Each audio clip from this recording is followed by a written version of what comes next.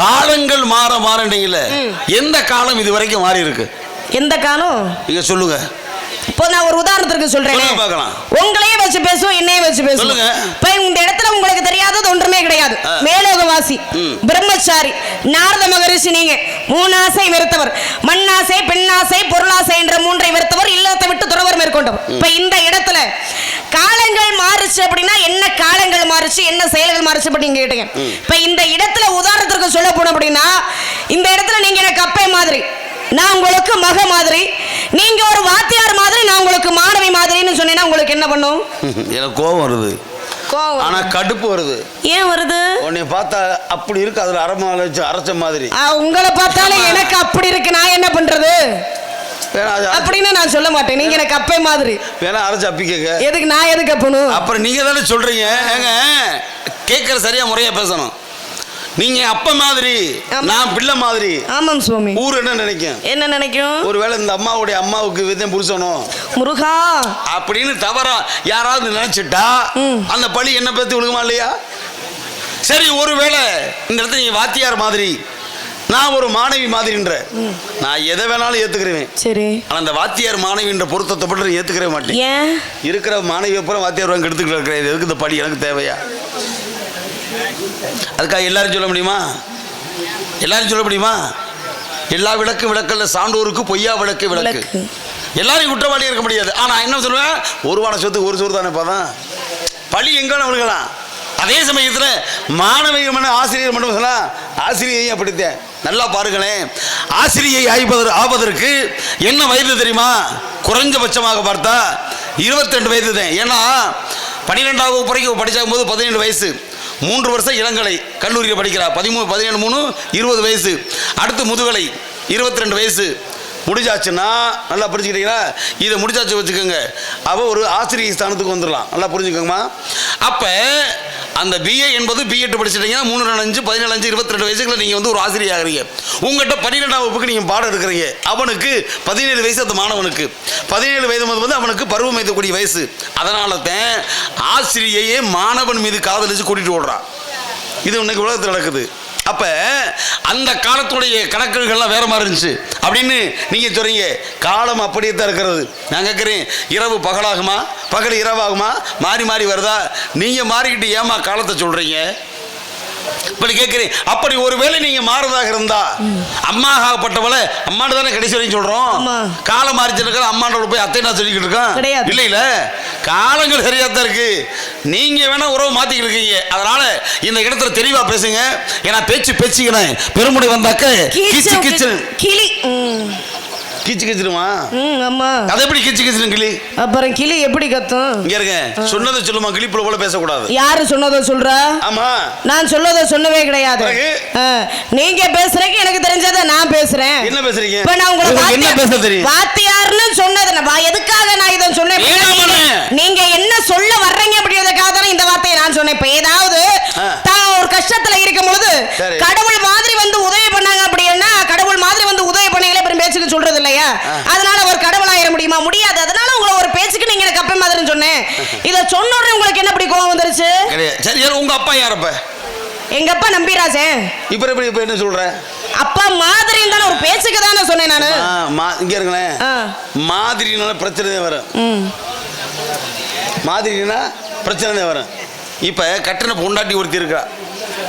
இப்ப உங்களை பார்த்து என் பொண்டாட்டி மாதிரினா நீங்க சொல்ல முடியாது. எப்படி நீங்க சொல்லுவீங்க? பிரம்மச்சாரியும் தெரியுது.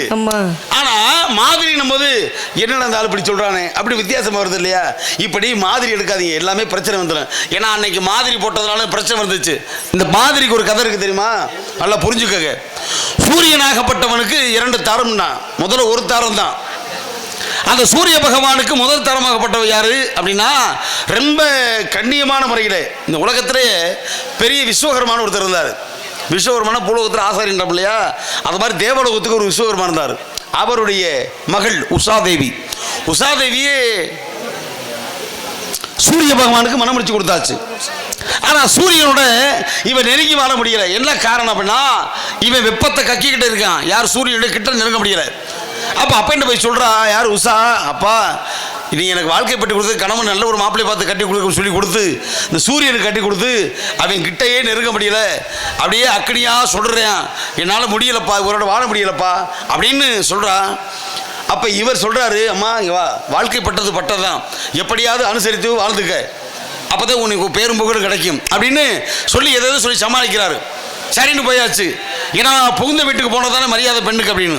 ஆனால் அங்கே போன இடத்துல என்ன ஆகி போச்சு அப்படின்னா, இவள் வாழ முடியாமல் தன் தகப்பனுக்கே தெரியாமல், இங்கே இருக்க நீங்கள் சொன்ன மாதிரி, நீங்கள் என்ன சொன்னீங்க, அப்பா மாதிரின்னு அந்த மாதிரி இருக்குல்ல, அந்த மாதிரி அவடிச்சா எப்படி தெரியுமா, தன்னுடைய உடம்பில் இருந்து இப்போ நம்ம நிற்கிறோம்ல, சூரியனாகப்பட்டவன் ஒளிப்பட்டால் நம்மளுடைய இந்த நிழல் படும் இல்லையா, அந்த நிழல்ல இருந்து ஒரு தோற்றத்திலிருந்து ஒரு பெண்ணை உருவாக்கினார். யாரு? உஷாதேவி. அவள் பெயர் தான் சாயாதேவி. இதெல்லாம் நல்லா புரிஞ்சுக்கங்க. இப்போ ஒரு பெண்ணுடைய அச்சு அசலை எடுத்து அதிலிருந்து நகலை போல உருவாக்கினா ஒரு பெண்ணு. அவ யாரு? அவள் தான் சாயாதேவி. அப்போ இந்த சாயாதேவியோட இவன் குடும்பம் நடத்துறான் அப்படின்னு வாழ்க்கையை விட்டு கொடுத்துட்டா. விட்டு சொல்லுவா தெரியுமா, வட்டி சொத்தை விட்டு கொடுத்தாலும் கொடுப்பா, வாழ்க்கையை விட்டு கொடுக்க முடியாதுன்னு ஒவ்வொரு பெண்ணும் சொல்லுவாங்க. அது தவறு. வாழ்க்கையை விட்டு கொடுத்தாள் யாரு? உஷாதேவி. அப்படி கொடுத்து அந்த சூரிய பகவானு ஒரு நாள் என்ன பண்ணுறா, விஸ்வகர்மா உங்களுடைய மகளாகப்பட்டவ சூரியனோட ஒத்து வாழ முடியும் சொன்னாலே, சரி பிள்ளை என்ன பண்ணுறா ஏதோ ஒன்று பார்த்துட்டு வரலாம் அப்படின்னு பொழுது உள்ளே வந்து பார்த்தா இவ பூஜையில் இருக்கிறா. சாயாதேவி சூரியனும் அந்த புறத்து அரண்மனையில் இருக்கிறாங்க. என்னடா இப்போ பூஜையில் இருக்கா, அங்கே ஒரு பெண்ணோட சத்தம் கேட்குது, எங்கம்மா மரமைன்னு கேட்கும் பொழுது உள்ளே இருக்காரு. அப்போதே விஷயமே தெரியுது. எப்படி இது இப்போ யாருமா அப்படின்னு கேட்கும் பொழுது, இதுதான் 2ஆம் தாரம் என் புருஷனுக்கு. 2ஆம் தாரம் புருஷனுக்கு நீ என்ன சொல்கிற எப்படிமா அப்படின்னு பார்த்து, என்னுடைய நிழல்ல இருந்து கிரகமாக உருவாக்கி அதிலிருந்து நானே ஒரு பெண்ணாகப்பட்டவளை கொடுத்தேன் அப்படின்னு இந்த தாரை வார்த்தை கொடுத்தா யாரு? பெண்ணொருத்தி. அவள் தான் உஷாதேவி. உண்மையிலேயே அருமையானதொரு கருத்து, அற்புதமான ஒரு விளக்கம். இப்ப அந்த மாதிரி நிலை தன்னுடைய உருவத்தை போலவே தன்னை மாதிரியே இன்னொரு பெண்ணை எடுத்தனால ஒரு பெண்ணையே வாழ்க்கை இழந்துக்கிட்டா. அது மட்டும் கிடையாது, இன்னைக்கு அந்த பெண்ணு தான் முத செஞ்சா இந்த நகல் எடுக்கிற வேலை. நகலத்தை ஆங்கிலத்தில் ஜெராக்ஸ்ன்றாங்க. சொல்கிறது தெரியுதா உங்களுக்கு? புரியுதா? இன்னைக்கு போய் பாருங்க, அதிகபட்சமாக அந்த கடையில் கூட பொப்பளதே வேலை வைப்பா, இப்படி அடிச்சு கொடுத்துக்கிட்டே, ஜெராக்ஸ் அடிச்சு கொடுத்துக்கிட்டே, உங்கள் உழப்பு பூரப்பா அப்படி போகுது. மாதிரின்னு மாதிரியாக போகுது. வாழ்க்கை இழந்துடக்கூடாதுமா, ரொம்ப கடினமாக புரிஞ்சுக்கிறேன். புரியுதா சொல்றது? புரியுது. ஏன்னா புரிந்தது புரியாததும், அறிந்தது அறியாதது, தெரிந்தது தெரியாத அனைத்து ஞாபகம். நாடு எந்த நாடு? ஆக நீங்க சொல்வது மக்களுக்காகவும் சொல்றீங்க, எனக்காகவும் சொல்றீங்க அப்படின்றது எனக்கு நல்லாவே புரியுது. ஏங்க சுவரை வச்சுட்டு சித்திரம். ஆமா, சுவர் இல்லாம சித்திரம் வரைய முடியுமா? முடியாது. சித்திரமும் கைப்பழக்கம், செந்தமிழும் நாப்பழக்கம், வைத்ததொரு கல்வி மனப்பழக்கம், நித்தம் நடையும் நடைப்பழக்கம், நட்பும் தயையும் கொடையும் பிறவி குணம்னா கண்டிப்பாக உன் பிறவி குணத்தை மாற்ற முடியுமா? யாரு பிறவி குணம் அப்படின்னு ஒருத்தன் சொல்றேன்னு வச்சுக்கோங்க. அதுக்கு என்ன செய்யணும்? அந்த பிறவி குணம் இதுதான் காட்டணும் இல்லையா? மயிலாகப்பட்டது என்ன செய்யும்? தோகை விரித்து ஆடும். குயில் என்ன செய்யும்? கூவும். காக்கை என்ன பண்ணும்? ஒற்றுமையா தெரியும், கரையும். மாடு சொல்லு, மாடு யாரு? ஒன்னும் இல்லம்மா, மாடு கத்துமா, யானை பிளிரும், சிங்கம் உருமும், இப்படி ஒவ்வொருக்கும் தனித்திறமை இருக்கு இல்லையா? நீங்க என்ன பண்ணுவீங்க? ஆக எல்லா விலங்குகளா இருந்தாலும் சரி, பறவைகளா இருந்தாலும் சரி, தனித்திறமைகள் அப்படின்னு இருக்கத்தானே செய்யும். எல்லாருக்கும் இருக்கு. யாருக்கு திறமை மனுஷன் யாருக்கு? ஏன்னா என்னதான் ஆகாயத்தில் பறவை பறந்தாலும் அதற்கு ஆகாரம் பூமியில் தான் அப்படிங்கிறது அந்த பறவைக்கு தெரியும். ஒற்றுமையாக வாழ காக்கைக்கு தெரியும், உலகத்தை பற்றி புறாவுக்கு தெரியும், நன்றி மறவாதிருக்க நாய்க்கு தெரியும், பொறுமை பற்றி கழுதைக்கு தெரியும், குரங்குக்கு பிடிவாதத்தை பற்றி தெரியும், பார்வை பெற்றிலுக்கு வேங்கிக்கு தெரியும், வேகமாய் ஓடுவதற்கு குதிரைக்கு தெரியும், அன்பை பற்றி ஐவர்த்தனுக்கு தெரியும், தந்திரத்தை பற்றி நரிக்கு தெரியும், பாம்பு படம் எடுத்து ஆடுவதற்கு தெரியும், ஆமைக்கு அமைதியை பற்றி தெரியும், இரவு குலைக்க தெரியும், இரவு சுறுசுறுப்பாக இருக்க தெரியும், மயிலுக்கு ஆட தெரியும், குயில் குகூவ தெரியும், மழை காற்று வெள்ளம் இடி மின்னல் புயல் இவைகளை பற்றி ஆகாய பூமிக்கு தெரியும். ஆனால் எனக்கு என்ன தெரிகிறது அப்படின்னு நீங்க சோதிச்சு பார்த்தாதான் உங்களுக்கு தெரியும். ஏன்னா கேள்விகள் கேட்பதெல்லாம் பகுத்தறிவு வளர்வதற்கு. ஆக வாதி பிரதிவாதி, நீங்க கேட்கணும் நான் சொல்லணும், நான் கேட்கணும் நீங்க சொல்லணும் இல்லையா? பகுத்தறிவு நீங்க கேள்வி கேட்பது எதுக்குன்னு கேட்டீங்கல்ல, பகுத்தறிவு வளர்ப்பதற்காக. பகுத்தறிவு யாருக்கு இருக்கு? பொதுவாக ஆறறிவு கொண்ட மனிதர்களுக்கெல்லாம் அருளறிவும் அருளறிவும் நுண்ணறிவு சிற்றறிவு பேரறிவு பகுத்தறிவு இருக்கத்தானே செய்யும். இப்ப இந்த இடத்துல மனுஷன் யாரு? இந்த இடத்துல மனிதன் யாருன்னு? இந்த இடத்துல மனிதன் யார் அப்படின்னா நானு, நீங்க தெய்வ பிரவி. அப்ப இப்ப யாரு கேட்கணும்? நீங்க கேட்கணும், நான் சொல்லணும். ஏமா நீதம்மா சொன்ன கேள்வி கேட்பது பகுத்தறிவு. நான் தாங்க சொன்னேன், அதுக்காக உங்க இடத்துல நான் கேள்வி கேட்க முடியுமா? கிடையாதுமா, கேள்வி கேட்பது பகுத்தறிவு அளவது. ஆமா, பகுத்தறிவு யாருக்கு இருக்கு? எனக்கு இருக்கு. நீதானே கேட்கணும். அப்ப நான் கேட்கலாமா? தாராளமா கேட்கலாமே. நான் இப்ப உன் பகுத்தறிவு அளவுக்கு நான் கேள்வி கேட்கிற பிரச்சனை இல்லை. ஏன்னா எல்லாம் தெரிந்தவங்க கிடையாது, எதுவும் தெரியாதவங்க கிடையாது. தெரியாதவர்கள் யாருங்க? அப்ப நீங்க தான் கேட்டு தெரிஞ்சுக்கணும். அதைத்தான் நான் சொன்னேன், கேளுங்கள் தரப்படும்னு. ஏன்னா கேட்டவனு கொடுத்தவன் கரணே, கேட்காம கொடுத்தவன் பாரிவல்லல், செத்து கொடுத்தவன் சீதக்காதி, கொய்து கொடுத்தவன் குமணவல்லல். நாட்டில் எத்தனை பேர் எத்தனை விதமாக கொடுத்துருக்கேன். இன்னைக்கு நீ கேட்கறதுக்கு நான் எப்படி கொடுக்க போறேன் அப்படின்னு உலகம் எதிர்பார்க்குது. ஆகியல் நீங்களே கேட்கணும் அப்படின்னு சொல்லும் பொழுது நான் கேள்வி கேட்காம கேட்க முடியுமா? வாய்ப்பை கொடுத்தா தாங்க நல்லது. இல்லை கண்டிப்பாக தூண்டுகோல் என்பது அவசியம் இல்லை. சில பேர் தனக்குத்தானே வாய்ப்பை உருவாக்கி கொள்வான், சில பேர் வாய்ப்பை உருவாக்கி கொடுப்பான். நாங்களாம் நிறைய பேருக்கு வாய்ப்பு உருவாக்கி கொடுக்குறாள். ஓஹோ, சரியா? சரி, பாருங்க. மிக்கதொரு சந்தோஷம். ஏன்னா உங்கள மாதிரி தான் என்ன பண்றாரு வாத்தியாரு. சந்தோஷம் அப்படின்னும் பொழுது எனக்கு சங்கடமா இருக்கு. ஏன் சங்கடமா இருக்கு? ஏன்னா தோஷம்னா பிணி. நீ தோசை பிடிச்ச கழுதடா. யார சொல்றீங்க? வந்ததுல இருந்து சாடையாவே பேசுற மாதிரி பேசுறீங்களே, என்ன உங்களை சொல்லுங்க சொல்றான்னு வச்சுக்கோங்க. ஏன் அப்ப சந்தோஷம், சந்தென்றால் உடம்பு, தோஷம்னா பிணி. இந்த உடம்புல நோய் வந்த நோய்வாய்ப்பட்டவன் அதான் நம்ம தோசை முடிச்சானா அப்படின்டா. எப்போ பார்த்தாலும் மாதிரி படத்தில் குப்பரப்படுத்தே கிடப்பான்டா, தோசை முடிச்ச கழுத சொல்றானா. அப்போ என்னம்னா சந்தோஷம்ன்ற வார்த்தைக்கு என்ன அர்த்தம்னா பிணி பிடித்த உடம்புன்னு அர்த்தம். அப்போ உங்களுக்கு சந்தோஷம் இருக்கே? எப்படியே சந்தோஷமே இல்லை முருகா ஈஸ்வரா. இல்லை இப்ப நான் கேள்வி கேட்கலாமா இல்ல நான் போய் என் காவலை பார்க்கவா? நீங்க கேளுங்க, நான் வேணாம் சொல்ல. ஆனா ஒவ்வொரு வார்த்தைக்கும் தமிழ்ல இப்படி அர்த்தம் இருக்குன்னு சுட்டி காட்டுறாங்க. அதெல்லாம் சரிதான். என்ன எந்த வார்த்தையை சொன்னாலும் அதெல்லாம் பிடிச்சு பேசுறல, என்ன காரணம்? ஏன் இப்படி பிடிக்காம பேச முடியுமா? வில்லம்பு சொல்லம்பு மேதினிடி இரண்டு உண்டு. வில்லம்பில் சொல்லம்பு மேல் அதிகம். வில்லம்பு பட்டதடா என் மார்பில் பார் வேந்தா நின் குலத்தை சுற்றதடா என் வாய்ச்சொல் அப்படின்னா. ஏன்னா ஒரு வார்த்தை வெல்லும், ஒரு வார்த்தை கொள்ளும். அதைத்தான் வள்ளுவன் சொன்னான். தீயினால் சுட்ட புண் உள்ளாரும் ஆறாதை நாவினால் சுட்டவடு. உங்க வார்த்தை என்ன பார்த்து சுற்றக்கூடாது.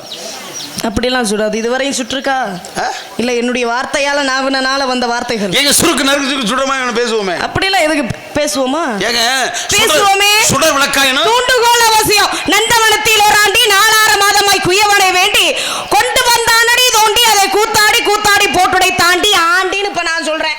இப்ப போட்டது எத்தனை அடி? ஆண்டி. அது எத்தனை அடின்னு? ஒரு அடி.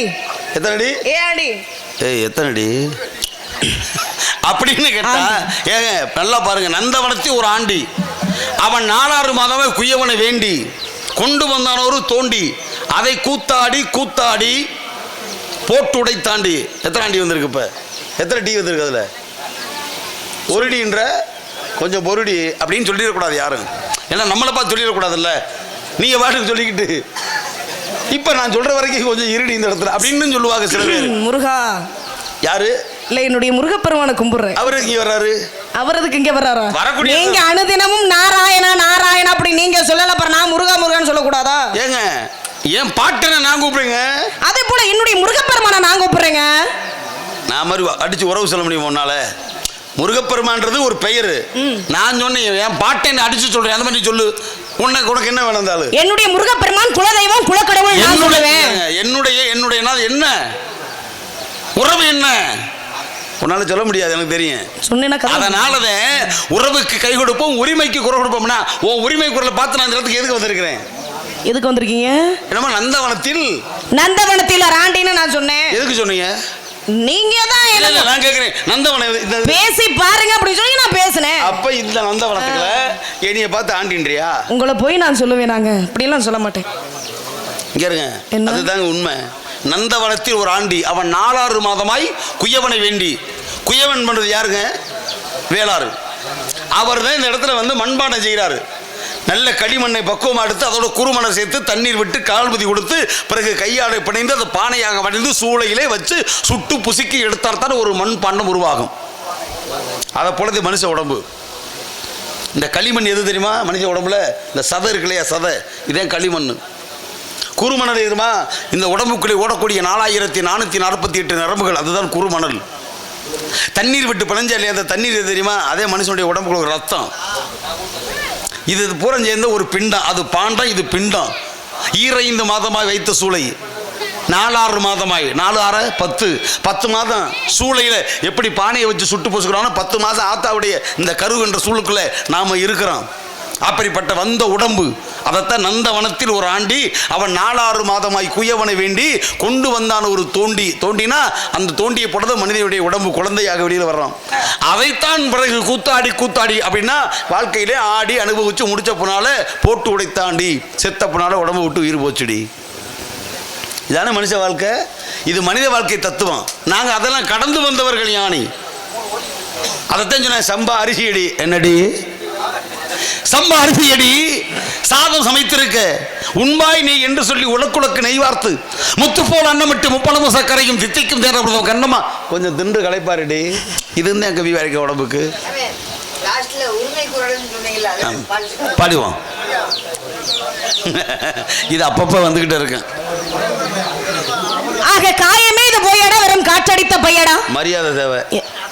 என்னது ரொம்ப எல்லமே பேசுறீங்க நீங்க. நான் என்ன பண்ண நான் சிறு துருமா இருந்தாலும் பல்குத்த உதவுன்னு உங்களுக்கு மரியாதை கொடுத்து பேசுறேன். சரி பச்சை பிள்ளையா இருந்தா எதுக்கு உங்களுக்கு மரியாதை கொடுக்குறேன்?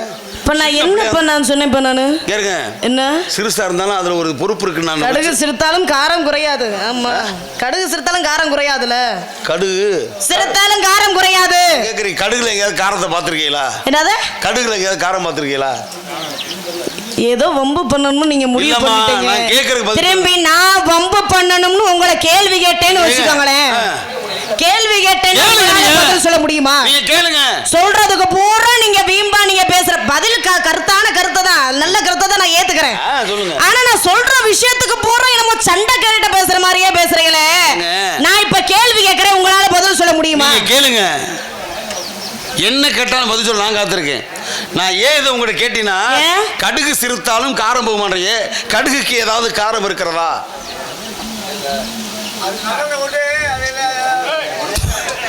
ஆமா அதோட உன் தக்காளியை போட்டு பனைஞ்சு ஊத்துனாங்க பேசாம தக்காளி. நான் சொல்லினா இருக்கு ஒன்றும் கிடையாது.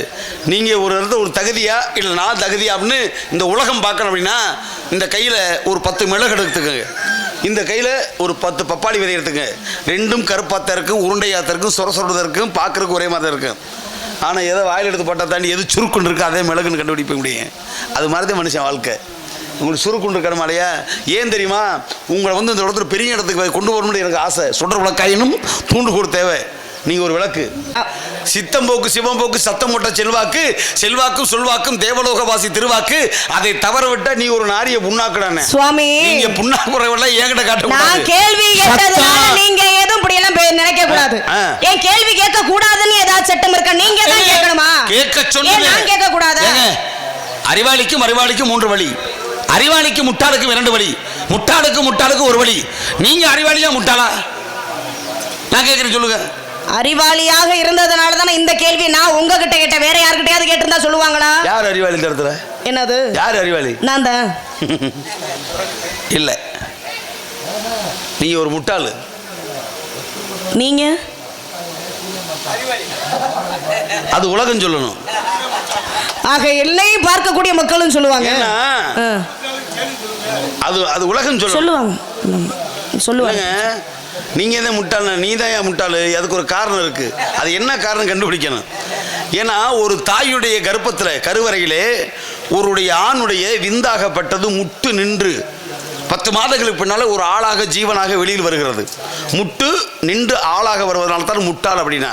இப்போ நான் கேட்குறேன், கல்யாணம் பண்ணி கொடுத்தோன்னா பிள்ளை குட்டிக்கு போய் முட்டை அரிசி ஒன்று கொடுக்குறாங்கல்ல. கல்யாணம் பண்ணி பிள்ளை பத்திருக்கீங்களா? கேட்கறதுக்கு பதில் சொல்லணும். முதல் முட்டாளுக்கு அர்த்தத்தை தெரிஞ்சுக்குங்க. முட்டு நின்ற பிள்ளை வருது. அப்போ முட்டரிசி கொடுக்குற எது கொடுக்குறாங்க? இப்போ தெரியுதா? உலகத்திலே மனிதனாக பிறந்த அனைவரும் முட்டாள். அதனால தான் அவங்கள பார்த்து முட்டாள்னே. ஏன்னா ஒரு தாயினுடைய கர்ப்பத்தில் ஆம்பளைக்கு பொம்பளைக்கு இருந்து முட்டு நின்று வராங்களோ புறாமே முட்டாள் தான். ஆனால் அனைவரும் அறிவாளி என்பது எப்போ தெரியும்? செயல்முறையில தான் தெரியும், நடைமுறையில தான் தெரியும். ஆக நீங்க அறிவாளின்றது எனக்கு இப்ப அப்ப இருந்தே தெரியும் சுவாமி. ஏன் சொல்லவா?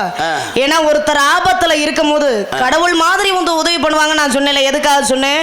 நீங்களே எனக்கு கடவுள் மாதிரி. அப்படி இல்லைன்னு வச்சுக்கோங்களேன், உலகத்தை பயணம் இல்லை. ஏன் தெரியுமா?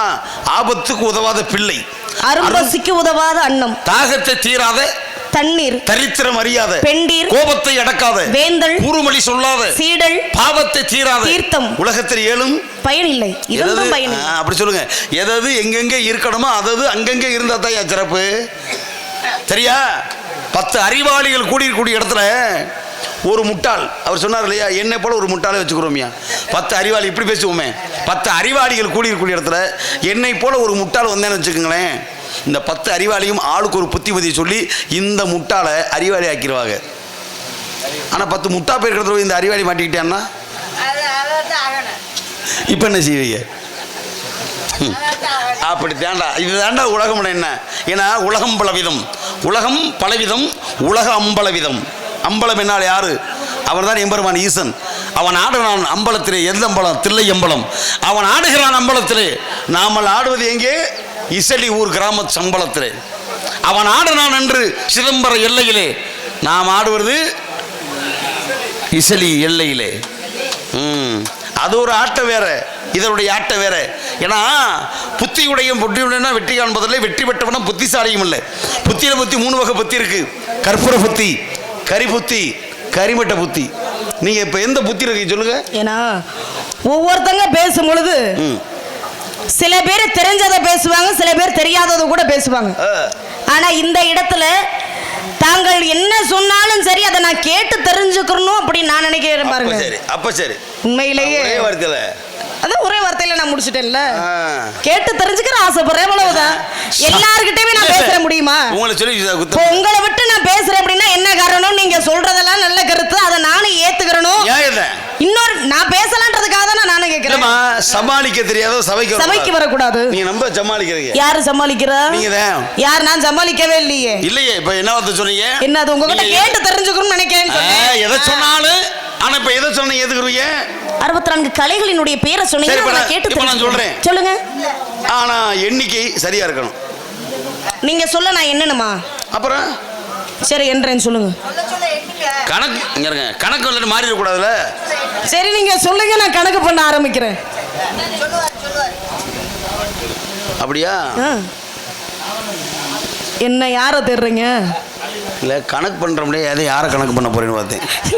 முருகா, ஏற்கனவே கணக்கு பண்ணாதே போதும். இருந்தாலும் நீங்க 64 கலைகளை சொல்லுங்க, அதான் நான் கணக்கு பண்றேன்னு சொல்ல. ஆனா வந்தது நான் உன்னை கணக்கு பண்ணிட்டே இருக்கேன். அது உனக்கு தான் தெரியல.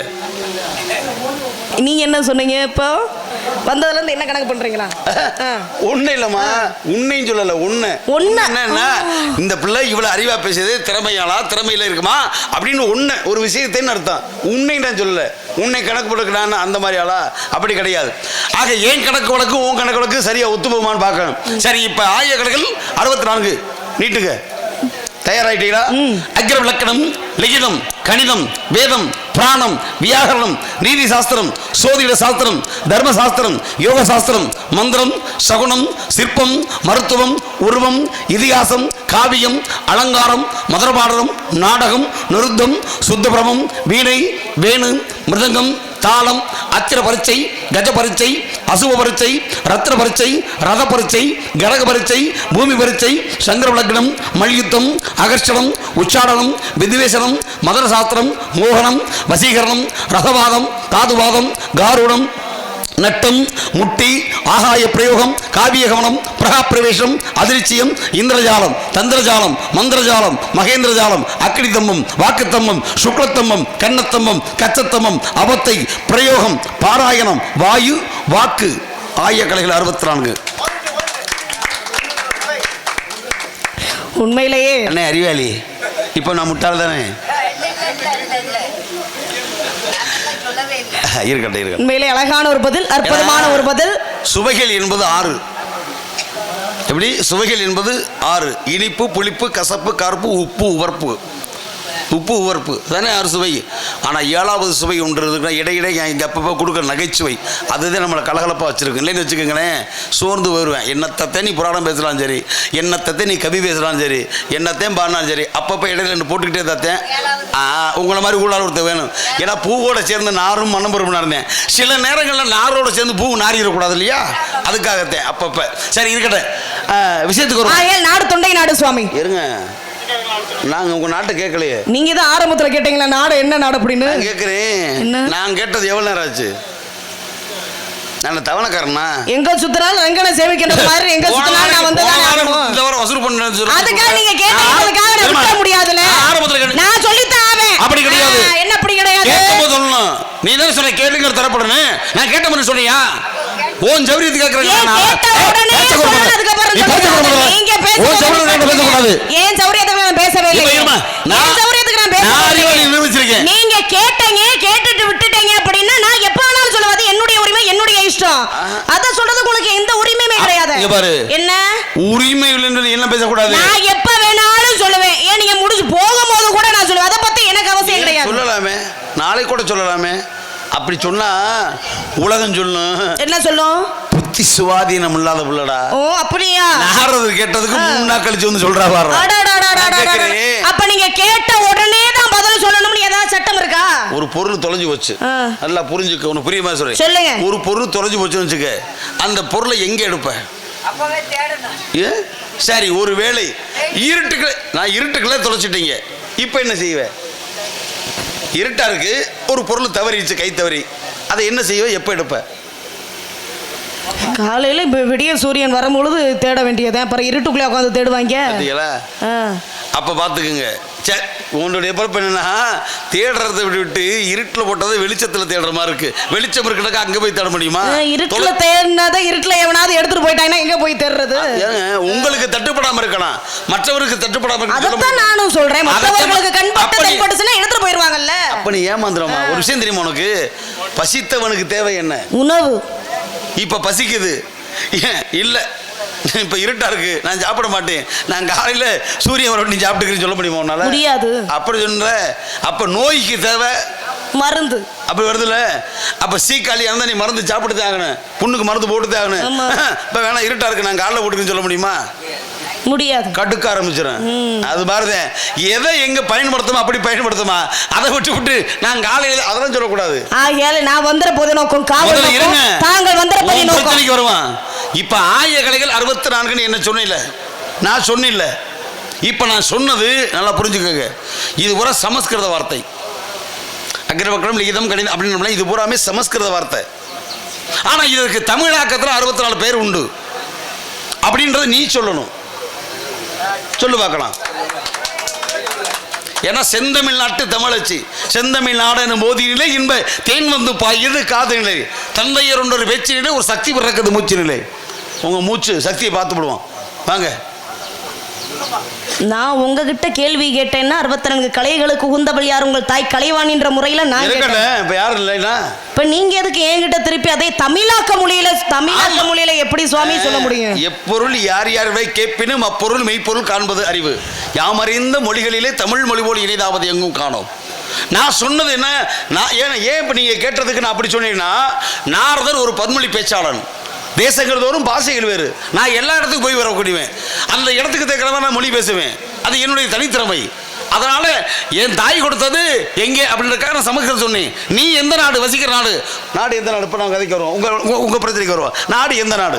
தொண்டை நாடு. நிலமோ? குறிஞ்சி நிலம். ஊரு? சிற்றூர். தலைநகரம்? மேற்பாடி. நாடு எந்த நாடு? தொண்டை நாடு. சேர நாடு? சேருடைத்து. வேலமுடைத்து. சோழ நாடு? சோறுடைத்து. பாண்டிய நாடு? முத்துடைத்து. தொண்டை நாடு? சான்றோர்களுடைய. சான்றோர்னா யாரு? சான்றோர்கள்னா முன்னவர்கள். முன்னவர்கள், மூத்தவர்கள், அறிவாளிகள், ஞானிகள், சித்தர்கள், யோகிகள், இப்படி எல்லாமே வந்ததுதான் ஆன்றோர்கள் சான்றோர்களாக. அப்படி அறிவாளிகள் தமிழ் சான்றோர்கள் வாழக்கூடிய நாடு, அதான உண்மை. அப்ப அத தமிழ்ல கேட்ட தப்பா? காலதாமதம் காரியத்திற்கு கேடு, வந்த காரணத்தை நீங்க சொல்லலாமா? அத காலதேவன் சொல்லி நீ சொல்லக்கூடாது. காலதேவன் சொல்ல எனக்கு நிறைய வேலை, பறவைகள்லாம் விரட்டணும். காலம் வந்து உன்னை கேட்டு என்ன கேட்டு சுத்துதா? காலச்சக்கரம். கால் போன போக்குல போகலாமா, மனம் போக்குல போகலாம்னா, மனம் அது செம்மையான மனசை நீங்க செம்மப்படுத்துங்க. அதை விட்டு காலத்தை கரைக்கு நீங்க யாரு? இல்ல நீ என்ன அப்படியே 8 நாள் சூரியனை உதிக்க விடாம வச்சாலே நல்லா இனி கற்பு கரைசியாக பேர் பெற்றாலே, அப்படியே சூரியனை இப்படி கையில் நிப்பாட்டி பிடிக்கல, உள்ள கையில் மறைச்சு.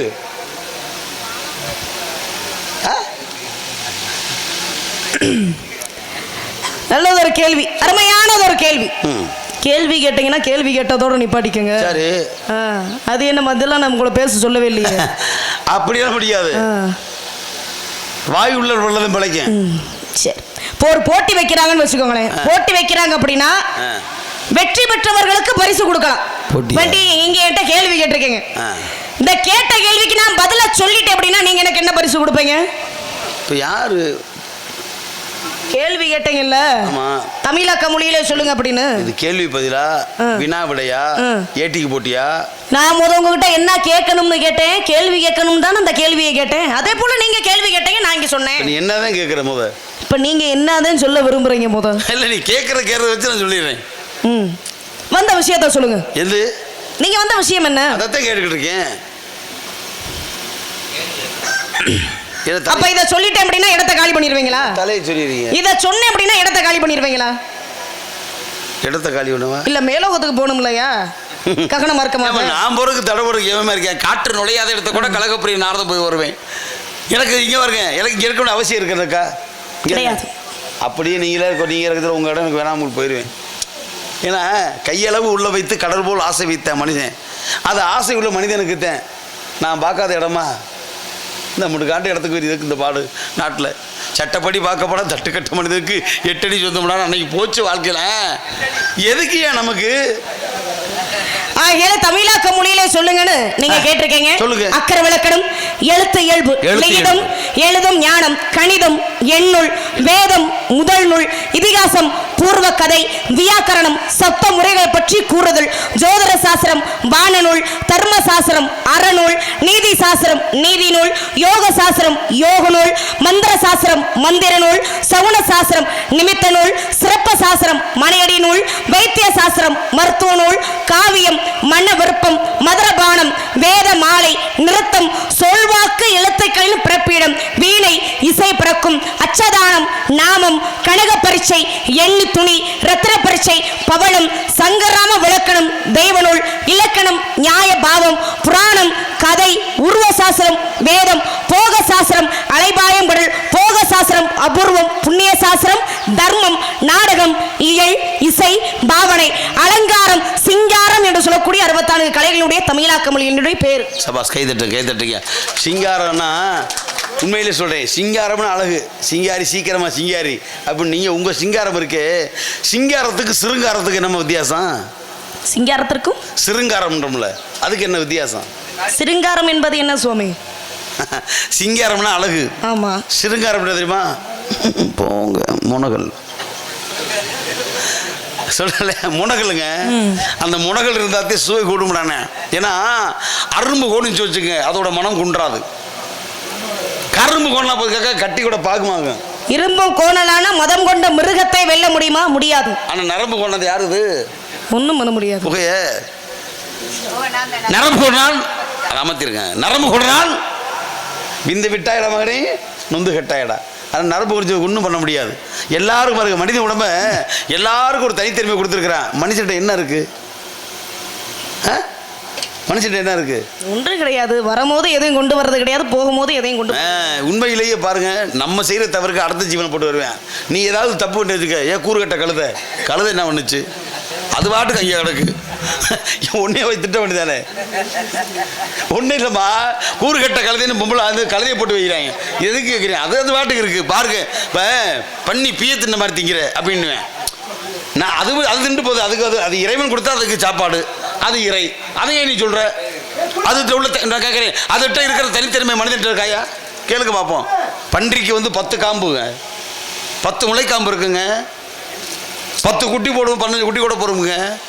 ஆனால் எந்த குட்டி அந்த தாயினுடைய முதல் மார்பிளையை குடித்து பால் வைத்து வாய் வச்சு பால் குடிக்குதோ, அது பால் குடி நிறுத்துற வரைக்கும் அது வாயை மாற்றாது, அடுத்த காம்புல வாய் வைக்காது. மனுஷன் அப்படியா இருக்கேன், அங்கே கண்ட பக்கம் வாய் வைக்கிறேன். அப்புறம் இவனை போய் அதோட போட்டி போட முடியுமா? நாய் நன்றியுள்ள ஜீவன் அப்படின்னா, நாய் நன்றியுள்ள ஜீவன் தானா? இப்போ சொன்ன ஒவ்வொரு ஜீவனுக்காக சொல்லிட்டு வந்தாங்கல்ல, குரங்கு. அப்படியே குரங்குடைய தன்மை என்ன தெரியுமா சொல்லுவாங்களே? அது இனத்துடைய சேர்க்காதுன்னு. ஏன் தன்னுடைய குணத்தோடு முடிஞ்சு இனத்துல ஈனம்டான தப்பி தவிர தன்னுடைய தாயாகப்பட்ட பூனை இருக்கு பாருங்க. பூனையாகப்பட்ட தன்னுடைய குட்டியை பெட்டரைட்டு இப்படி கல்வி தூக்கிட்டு போகும். இப்படி பெட்டரை இல்லையா, புடையின்னு சொல்லணும்ல, புடையும் இப்படி தான் தூக்கிட்டு போகலான்னுவேன். அதே குரங்கு என்ன செய்யும் தெரியுமா? தன்னுடைய குட்டியை தூக்காது. குட்டி தாயோட அடிமலை இப்படி ஏறி கவிக்கிறோம். பளிச்சு பளிச்சு தாவும், கிளைக்கு கிளை மரம் விட்டு மரம் தாவும். தாவும் போது 10 தப்பி தவறி தாயுடைய உடம்பை விட்டு பிடி நழுவி கீழே விழுகும் பொழுது ஒரு குப்பியோ ஒரு கொச்சியோ ஒரு கொலையோ கப்போ பிடிச்சிக்கிட்டு கீழே விழுந்தாத்தேன் அது இனத்துக்களை சேர. அதை சொன்ன குளத்துல ஒரு கொம்பு உடைஞ்சா இனத்துக்கு ஈனமிடான்னு.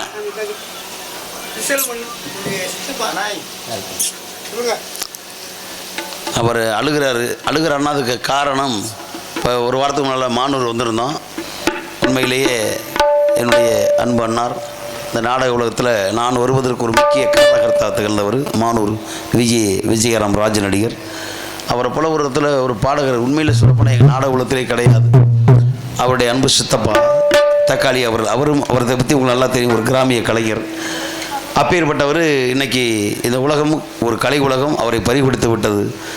அப்பேற்பட்ட ஒரு பாடகர் எங்களை விட்டு போனது, அதோட இந்த ராஜபாட்டு ஒரு அத்தியாயமே முடிஞ்சதாக இன்றைக்கும் மனசு சங்கடமாக இருக்குது எல்லாருக்கும். அப்பேற்பட்டவருடைய நினைவாக அவருடைய அன்பு சித்தப்பா அவர்கள் 100 ரூபாய் அன்பளிப்பு கொடுத்து கௌரவப்படுத்தியிருக்கார்கள். அன்பளிப்பு கொடுத்து பறிவுக்கு பெருமை சேர்த்த அன்பு உலகத்திற்கு நன்றி. நன்றி கலந்த வணக்கம். முத்துக்குமார் மற்றும் ரஞ்சித்குமாருடைய சார்பாக ரூபாய் 101 அன்பளிப்பு கொடுத்து கௌரவப்படுத்தியிருக்கார்கள். அன்பளிப்பு கொடுத்த அன்பு சகோதரர்களுக்கும் மைத்துனர்களுக்கும் மருமகன்களுக்கும் நன்றி. நன்றிகளை கொண்டதை தெரிவித்துக் கொள்ளு. ஏன் அப்படின்னா அப்படி எல்லாருக்கும் தனித்தன்மை இருக்கு. அதே போலதான் இந்த இடத்துல உங்களுடைய தனித்தன்மை ஏன் அப்படின்னு எல்லாம் பார்க்கறேன். அப்படி பார்ப்பதுக்கு என்ன மனசுல உள்ளதை உள்ளபடி செஞ்சுட்டு வச்சுக்கோங்க, எல்லாமே நல்லாவே அமைஞ்சிருங்க. அதானே உண்மை. ஆனால் உங்களுடைய குணம் இருக்கு பாருங்க, உங்கள்கிட்ட இருக்க குணம் எனக்கு ரொம்ப உயர்ந்த குணமாக இருக்கு, ரொம்ப பிடிச்சிருக்குங்க. ஏன்னா கெட்டாலும் மேன்மக்களை சங்கு சுட்டாலும் வெண்மை தரமுடாண்ணா, அதானே உண்மை. இப்போ எவ்வளோ பெரிய பிரகாசம் கொடுக்கக்கூடிய ஒரு விளக்காக இருந்தாலும் சரி. விளக்கு பார்த்துருக்கீங்களா? பார்த்துருக்கீங்களா இல்லையா? பார்த்துருக்கேன். விளக்கு எப்படி உலகத்துக்கு ஒளிச்சு தருது, அது மாதிரி தான் நீங்கள். நன்றி. ஆனால் அடியில் கருப்பாத்தான் இருக்கும். ஆமாங்க, விளக்கு இருக்கு, உலகத்துக்கு வெளிச்சம் தரேன். அந்த விளக்குடைய அடிப்பகுதி கருப்பாத்தானே இருக்கு, அதோடைய நிலச்சி வீடு பாருங்க, அத்தனை இருக்கும்.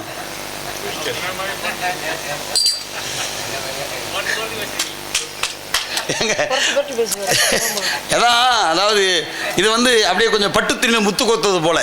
பட்டு துணி முத்து கோர்க்க முடியுமா? ஆனால் அது கோர்க்கணும் தெளிவாக இருக்காங்க அந்த அம்மையார். ஏன்னா இதுக்கு பாரதத்தில் ஒரு கதை உண்டு, துரியோதனுடைய இது. ஏன்னா துரியோதன மனைவி பானுமதி கர்ணன் சொக்கட்டா விளாண்டுட்டு இருந்தாங்க. பானுமதி வாசல் நோக்கி இருந்தா, கர்ணன் உள்புறம் இருந்தான். துரியோதனை அந்த புறத்துக்கு ராஜாங்க விஷயமா போயிட்டான். போனவே அரண்மனைக்கு திரும்புகிறா, மனைவி விளாண்டுக்கிட்டு இருக்காங்க.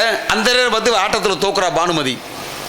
ஆனால் இப்படி வாசலை பார்த்துருக்கா, புருஷன் வர்றான்னு சொல்லி வெக்கப்பட்டுக்கிட்டு அப்படி எந்திரிச்சு ஒதுக்குனா ஆட்டத்தில் தோக்குற நேரம். ஒருவேளை தோத்துப்பட்டு ஓடுறாங்கன்னு சொல்லி பிடிச்சி இழுத்துவிட்டேன், இடையை பிடிச்சி இழுத்த உடனே என்னாச்சு, இந்த இடுப்பில் இருக்கக்கூடிய இந்த முத்து மாடிகளாம் அப்படியே சிதந்து உதிர்ச்சு. அப்படியே கிட்ட வந்துட்டேன் துரியோதனன். கர்ணனுக்கு கை ஓடல கால் ஓடல, பத்தடி போய் நிற்கிறேன், கை நடுக்கம் கால் நடுக்கம் ஏற்பட்டு. என்னதான் இருந்தாலும் நண்பன் அடுத்தே முன்னாட்டி இல்லையா அப்படின்னு.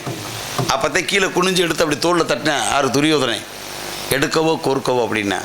பட்டு துணியில் வலுவலுப்பாக இருக்கும், அதில் முத்து அதைக்காண்டி வலுவலுப்பாக இருக்கும். அதுக்குள்ளே முடுக்காடு துவாரத்துக்குள்ளே ஊசியை கோர்க்க முடியுமா? அந்த அளவுக்கு என் புத்தி தெளிவாக இருக்கடா. நீ ஏன்டா பதற? என் பொண்டாட்டியோட நீ விளாண்ட, அவளை பிடிச்சி இழுத்துட்ட, அது ஆட்டத்தின் கோட்பாடு, அது தவறு கிடையாது. நான் அதை சந்தேகப்படலையே உனிய, நீ நண்பேடா. டேய் என் நண்பேடா நீ, நான் சந்தேகப்படலையே, நான் தெளிவாக தான் இருக்கேன். அதைத்தான் பட்டு துணியில் முத்து கோக்குற அளவுக்கு என் புத்தி தெளிவாக இருக்கு, நீ ஏன் கவலைப்படுற, வாடா அப்படின்னு தோல் கொடுத்தான். அதுதான் சொன்னேன், சேராத இடத்தில் சேர்ந்து வஞ்சத்தில் விழுந்தாயடா கர்ணாண்டு உலகம் அன்று தூற்றக்கூடிய சூழ்நிலைக்கு வாழானான். சரி இருக்கட்டும், எது எப்படி நீங்கள் சொன்னீங்க இல்லையா, ஒரு ஆரம்பத்தில் போட்டி பந்தயம்னா ஒரு பரிசு கொடுக்கணும்னு சொன்னாங்க. இப்ப நான் கேட்டேன் 1064 அதை தமிழாக்கம் செய்ததுனால உங்களுக்கு பரிசு கொடுக்கணும்ல. என்ன பரிசு? அது சர்வசாதாரண பரிசு இல்லைங்க. மத்தால இருந்தா ஒரு பேனாவை கொடுப்பேன், ஒரு பென்சிலை கொடுப்பேன், நான் அப்படிலாம் கொடுக்க மாட்டேன். நீங்க என்ன கொடுப்பீங்க? உங்களுக்கு கல்யாண பரிசு. கல்யாண பரிசு? எனக்கு புருஷன் பார்த்து வந்திருக்கீங்க, அவர் நல்லவரா? ஏங்க புருஷன் யாரு தெரியுமா? யாரு? நான் தான் பார்த்து வந்திருக்கீல்ல, அதுக்குள்ள நீ அவன் நல்லவரா வல்லவரா நீங்க கேட்கலாமா? அப்படி இல்லைங்க, நான் சர்வசாரமான ஆளா, காசு பணம் சொத்து சுகம் உள்ளவரா? ஏறுங்க ஏகப்பட்ட சொத்து, பெரிய குடும்பமா அவனுக்கு. அவங்க குடும்பத்துக்கு நீ ஆக்கி போட்டு தள்ளாடி போயிருவ. கடைசி வரை வச்சு காப்பாத்த வரா, தொண்டைக்குழி வரைக்கும் இல்லைங்க, கடைசி வரைக்கும். நீங்க பாத்துரு அந்த மாப்பிள்ளைக்குரிய பெருமைகளை எடுத்து சொல்லுங்க. அப்படியா? ஆமா, நான் சொல்றேன். பத்து வந்து மாப்பிள்ளை ராசா என்னாத என்னையிலேசா, என்னைக்கும் நீதானம்மா முருகன் பொண்டாட்டி, என்னைக்கும் நீதானம்மா முருகன் பொண்டாட்டி.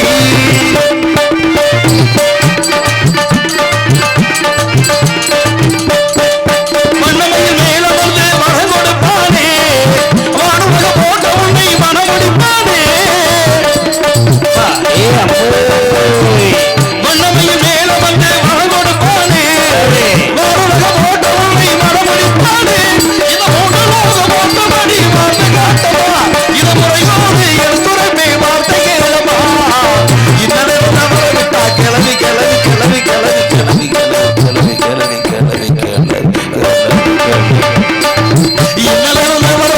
கிளவிதானமா எந்த ஒரு வகையிலும் கட்டிக்க மாட்டாவா சொன்னாக்க சொன்னதுதாமா மின்னாக்கு பண்ணிடலாமா எங்களுக்கு தெரியும் அம்மா எல்லாம் கண்ணனுக்கு தெரியுதாமா ரெண்டாம் ஒன்னாட்டி எங்களுக்கு தெரியும் அம்மா எல்லாம் கண்ணனுக்கு நீதாமா ரெண்டாம் ஒன்னாட்டி. எனவே கந்தனை விட்டால் வேறொருவனும் வேறொருவரும் இல்லை மேதிரிகளும் சொன்னார்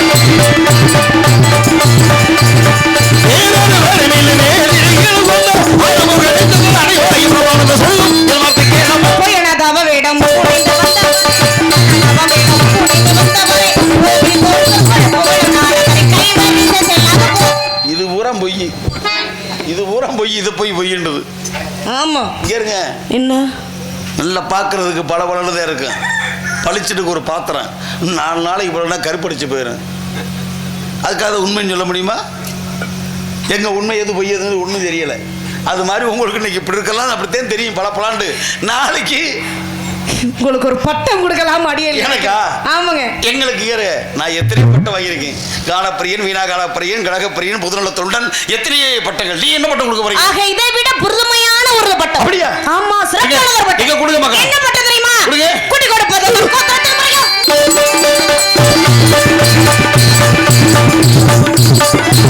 கூட்டி கொடுப்பது முறையோ சாமான தட்ட வேலை வைக்காத, பேச்சோட இருக்கணும். கூட்டி கொடுப்பதுக்குள் கோத்தி இருக்குன்னு கேட்கிறேன். கேட்கலாமா? கேட்ட வார்த்தையை மாற்றி காட்டுகிறேன். அதிகாலை சூரியன் அஸ்தமனம் ஆவதற்குள் உனக்கு மெம்பருமான கந்தனுக்கு மனம் எடுத்து காட்டுகிறேன். அப்படி இல்லை என்றால் நாரத மகரி செல்ல வருகிறேன். சத்தியம்.